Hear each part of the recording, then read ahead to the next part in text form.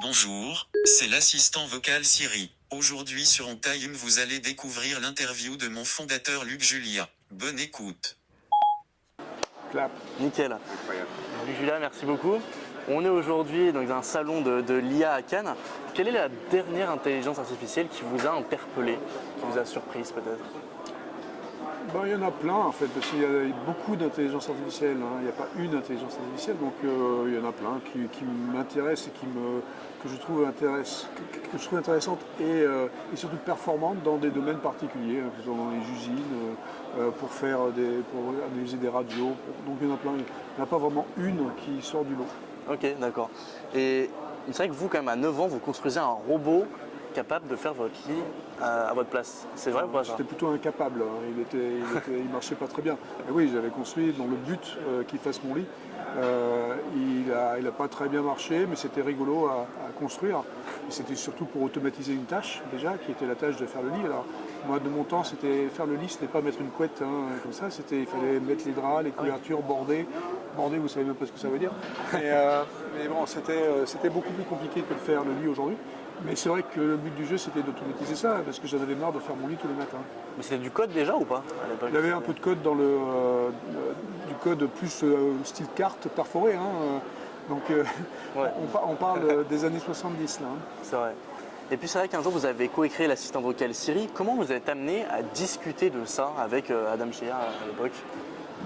Déjà, il faut se remettre dans le contexte aussi. Donc là, maintenant, on est dans les années 90, c'est le début d'Internet. Il n'y a pas encore Google. Et donc le but du jeu ici, c'est de dire, on sent que cet Internet va être un truc assez incroyable, ça va être énorme, gros, et ça va être très compliqué de l'interroger. Et donc il va me falloir un assistant, il va falloir quelqu'un pour m'aider. On a dit, faisons un truc qui va être mon assistant pour chercher sur Internet. Encore une fois, il n'y avait pas Google. Donc voilà, on s'est dit, ça serait bien d'avoir un machin. J'arrive sur ces browsers là, et je peux parler. Et je peux dire, trouve-moi tous les restaurants à San Francisco qui ont une piscine, en langage naturel. Et voilà, ça n'a pas marché exactement comme ça. Hein. C'est pas comme ça que Apple a voulu le décliner plus tard. Mais c'était l'idée, c'était le brevet de 1997. C'était ça. Mais la mise en place, elle a dû être super compliquée, non? Parce que c'était jamais fait à l'époque. Enfin, c'était quoi? Non, c'était pas faire. Il y avait beaucoup de gens qui faisaient de la reconnaissance de la parole. Hein. Il y avait beaucoup de gens qui faisaient ça. Mais il n'y avait pas beaucoup de gens qui avaient des applications intéressantes de la reconnaissance de la parole. Il y avait un peu de ce qu'on appelle la dictation, donc la dictée des trucs dans Word, par exemple. Donc il y avait ça marchait pas très bien. On s'était dit que pour les phrases relativement simples, enfin pour les ordres relativement simples qu'on pouvait donner à cet assistant, ça allait être suffisant. Et c'était suffisant, hein, un reconnaisseur qui reconnaissait à 80-90%. Ça allait à peu près. Et puis après, la mise en place, c'était surtout de trouver les applications qui allaient après extraire les informations. On va faire ce qu'on appelle aujourd'hui les crawlers, hein, les machins qui vont aller chercher les trucs. Donc c'était ça qui était plus compliqué. Mais bon, les démos qui ont eu lieu dans les années 98, 99, ça marchait assez bien, c'était assez rigolo. Et donc, paraît très risqué à l'époque. Est-ce qu'on vous a donné les budgets nécessaires? Est-ce que Apple croyait vraiment en ce projet? Alors Apple n'était absolument pas dans la boucle à ce moment-là, parce que c'était à Stanford, c'était dans le Stanford Research Institute, donc c'était dans les labos de Stanford.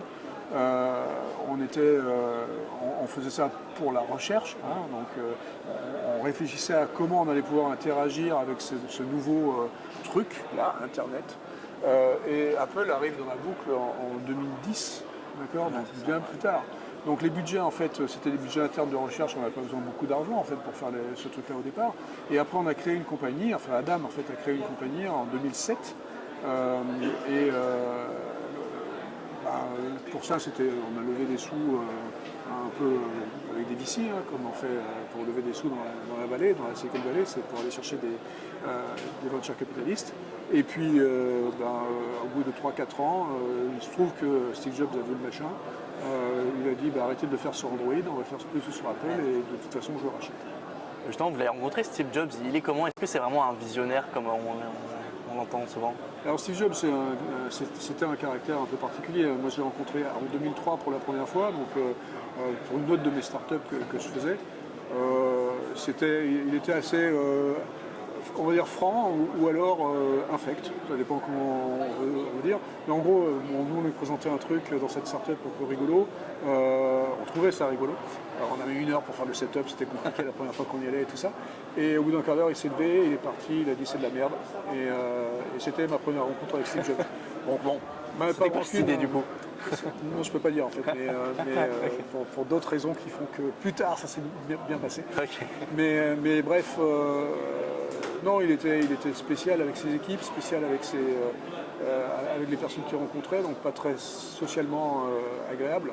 Mais c'est vrai qu'il avait une vision, et donc c'est lui effectivement qui en 2009-2010, quand il a senti ce que pouvait faire Siri pour un iPhone, c'est lui qui a eu l'idée vraiment de dire l'assistant il doit résider à l'intérieur du téléphone, parce qu'il y a déjà un micro, il y a déjà un truc, c'est déjà un truc auquel je parle, et ça a du sens. Nous, notre assistant avant, il était vraiment sur PC, hein, donc on n'avait pas eu l'idée de la mobilité.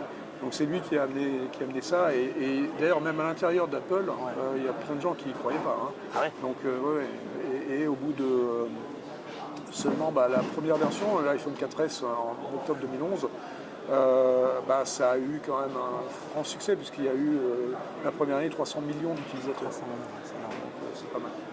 Et justement, après sa disparition, est-ce que ça a marqué peut-être un coup d'arrêt dans l'entreprise? Est-ce que vous l'avez senti ou pas vous Oui, bon, on peut en parler et dire, faire des spéculations et tout ça. Bon, c'est sûr qu'aujourd'hui, quand on regarde le rythme des innovations d'Apple, peut-être que c'est un tout petit peu moins...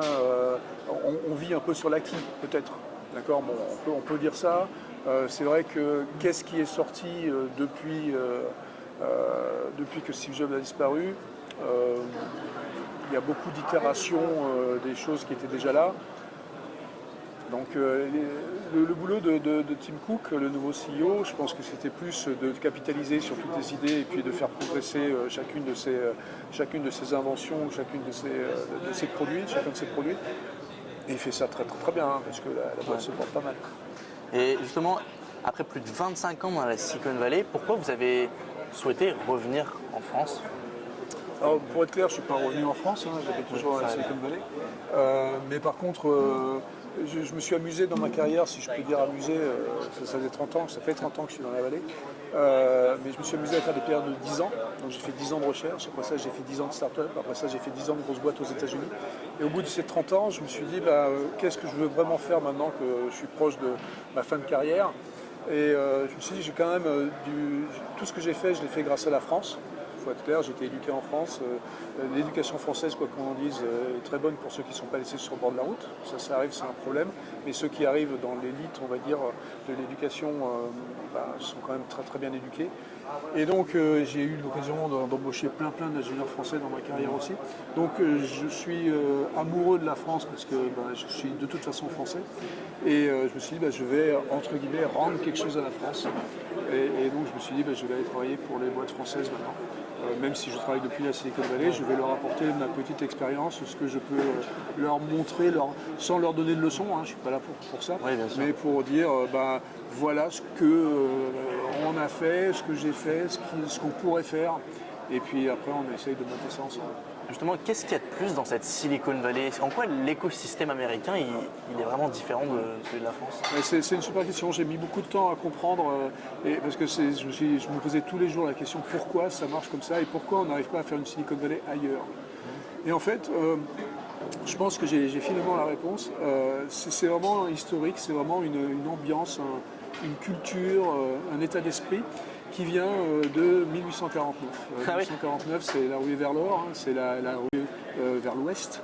Et donc, tous ces gens de milieux différents, de cultures différentes qui viennent pour un seul but à l'époque, donc chercher les pépites d'or, hein, pour devenir riche, mais au moins pour avoir un peu d'argent pour survivre. Et donc, tous ces gens qui arrivent là dans un seul but et qui se mélangent. Et donc, c'est ce melting pot, c'est vraiment le melting pot américain qui fait pour moi que c'est une réussite. Il faut comprendre qu'aujourd'hui, dans la Silicon Valley, il n'y a que à peu près 28% d'ingénieurs américains, Ah oui, aux États-Unis. Ah ouais. Et donc ça veut dire quoi? Ça veut dire qu'il y en a 62% qui ne sont pas américains. Et donc ils viennent d'où? Ils viennent de Chine, ils viennent d'Inde, ils viennent de Russie, ils viennent d'Europe, ils viennent de partout, ils viennent du Mexique. Et donc, c'est ça, c'est ce petit pote, c'est cette vision de vouloir s'entraider entre gens différents et d'avoir aussi regarder ces choses qu'on est en train de faire d'une manière aussi différente. Et ces prismes permettent d'innover, en fait. C'est ça. Et puis, est-ce que la façon aussi dont on travaille là-bas, dont on manage, peut-être, est-ce que c'est différent, non? Alors, il y a plein de choses qui sont différentes. Par exemple, il y a une culture de l'échec qui n'a strictement rien à voir avec la culture de l'échec ici. Il n'y a pas de filet, déjà, pour commencer. Donc, on sait qu'on va se planter à un moment donné, et on sait que quand on se plante, on est dans la merde. Ah oui. Parce qu'il n'y a pas de chômage, il n'y a pas de... Donc, on est prêt à rebondir tout le temps, on est prêt à faire plein de trucs, et si on échoue, c'est pas grave, en fait. Si on échoue, on va rebondir, on va faire autre chose. D'accord? Ici, l'échec est plus compliqué, l'échec nous marque à vie, globalement, et on ne veut pas échouer du tout, donc on est beaucoup plus prudent. Là-bas, il y a moins de prudence, et donc du coup, il y a plus d'innovation, on est plus excité par des choses, mais les cycles sont beaucoup plus courts aussi. Donc je pense que c'est encore une fois cet esprit si l'or ne marche pas, on essaiera le silicone. Et si le silicone ne marche pas, on essaiera Internet. C'est ça, un peu. Donc, aujourd'hui, vous êtes directeur scientifique de chez Renault. Quand est-ce qu'on aura notre Tesla française? Alors, je ne sais pas si on aura une Tesla française parce que c'est très très cher. Donc, nous, chez Renault, on essaie de faire des voitures abordables. Donc, on va essayer de mettre assez de technologie pour qu'elles soient qu'on soit en sécurité dans ces voitures. On va suivre la réglementation qui va faire en sorte que ce qu'on appelle les ADAS, les aides à la conduite, nous permettent d'avoir des bons, d'être correctement installés dans cette bagnole en sécurité. Donc, on va faire des voitures, ce qui s'appelle dans les niveaux d'autonomie, peut-être 2, 3. D'accord. Après, je ne sais pas si ça sera quelque chose, parce que ça coûte beaucoup, beaucoup d'argent.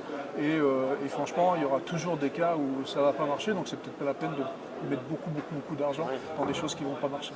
Est-ce que pour vous, Elon Musk, il fait de l'intelligence artificielle? Lui, il n'en fait pas, parce que il n'est pas les mains dans le cambouis, c'est le cas de le dire pour, par exemple, Tesla. Mais il a des visions, il est un peu comme Steve Jobs pour ça, il a des visions de produits. Il essaie de comprendre des choses, mais des fois il fait des choix un peu particuliers, un peu différents et qui peuvent être aussi challengés. Mais bon, il n'y a aucun doute que c'est un visionnaire pour plein de choses. Et puis là, on a assisté à une explosion des IA ces derniers mois, ouverts au grand public. Est-ce que vous pensez que c'est une bonne chose? Je pense que c'est une bonne chose pour s'acculturer un peu, pour comprendre ce que peut faire ces IA. Je pense que c'est une mauvaise chose de la façon dont c'est expliqué. Parce qu'on ne comprend pas qu'elles ont des limites. On essaye de montrer, de mettre en avant les choses fantastiques que ça fait, mais justement, ce n'est pas fantastique. Et donc, il faudrait avoir un peu plus de recul et un tout petit peu plus se calmer un tout petit peu plus et montrer le côté un peu noir de ces IA et montrer que ça ne fait pas exactement ce que on nous dit que ça fait. Ok. Et est-ce que des IA connectées à Internet, ce serait possible? Mais elles sont connectées à Internet aujourd'hui. Ces IA-là, ChatGPT, s'il n'y a pas Internet, il n'y a rien. C'est évidemment des trucs connectés. Donc toutes les IA sont connectées à Internet, au moins collectent des données qui viennent d'Internet. Oui. C'est pour ça d'ailleurs que ces IA, que ce soit génératives ou que ce soit les IA statistiques qui existent donc qui sont vraiment celles sur lesquelles on se focus depuis une vingtaine d'années, ces IA sont justement apparues un peu grâce à Internet parce qu'on peut aller collectionner toutes ces datas partout sur Internet. Et Internet montre vraiment que c'est le big data. Donc le big data dont on a besoin pour créer ces intelligences artificielles, ce serait beaucoup plus difficile à faire si on n'avait pas Internet. Ouais. Ce qui est intéressant aussi de dire, c'est que c'est toujours important de dire qu'il y aura toujours une partie de l'humain qui devra intervenir, non? Là, ce que je viens de vous dire, il y a deux mots qui étaient importants, c'était créer et générer. Voilà. Donc pour créer les IA, qui c'est qui crée les IA? C'est les humains. Donc là, de toute façon, la créativité est du côté humain. Et en plus ça, ces IA, si on prend par exemple des IA génératives comme ChatGPT, on voit bien que ChatGPT, c'est une IA générative.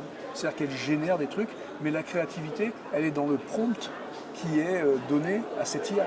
Et donc la créativité, elle reste au niveau de l'humain parce que c'est l'humain qui tape le prompt et qui crée le prompt. Donc on crée le prompt et l'IA génère quelque chose à partir de ce prompt. Et quelque chose qui vient du modèle qui a été créé par l'humain pour l'IA. Dernière question, est-ce que vous pensez qu'il reste encore tout à inventer?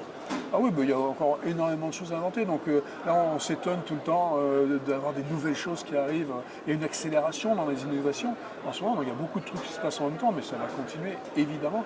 Et on va surtout trouver des moyens de faire les choses beaucoup plus efficacement parce que La bonne nouvelle de ce qui se passe en ce moment dans le monde, c'est pas une très bonne nouvelle en général parce que les crises énergétiques, etc., mais la bonne nouvelle, c'est que comme on se trouve dans un moment un peu difficile pour l'humanité, c'est les meilleurs moments pour innover.